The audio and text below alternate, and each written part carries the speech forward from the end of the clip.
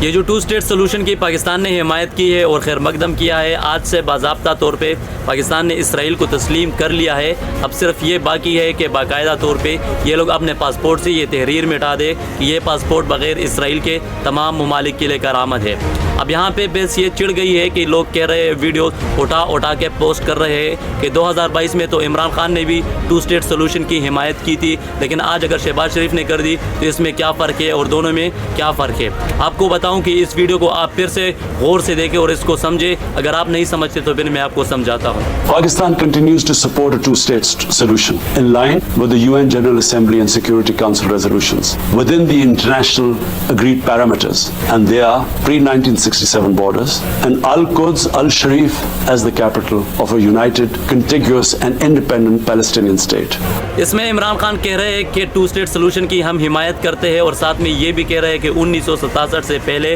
جو اسرائیل کے حدود تھے وہاں تک اسرائیل کو محدود کیا جائے اور بیت المقدس کو فلسطین کے واپس حوالے کر دیا جائے اور وہ فلسطین کا دارالخلافہ ہوگا۔ اب اس بات کو آپ اگر سمجھتے ہیں تو سمجھے، اگر نہیں سمجھتے تو پھر باڑ میں جائیے، کیونکہ 1967 کے بعد اسرائیل نے آدھے فلسطین کو قبضہ کر لیا ہے۔ اب اس قبضے سمیت آپ سب نے اسرائیل کو تسلیم کرنا ہے، لیکن اگر عمران خان بات کرتا ہے 2 اسٹیٹس کی تو پھر وہی بات ہے کہ فلسطین کی جو قبضہ شدہ علاقے ہیں وہ واپس فلسطین کو مل جائے، تبھی ہم 2 اسٹیٹ سولوشن کی حمایت کریں گے، تبھی ہم 2 اسٹیٹ سولوشن کو سپورٹ بھی کریں گے اور اسے قبول بھی کریں گے۔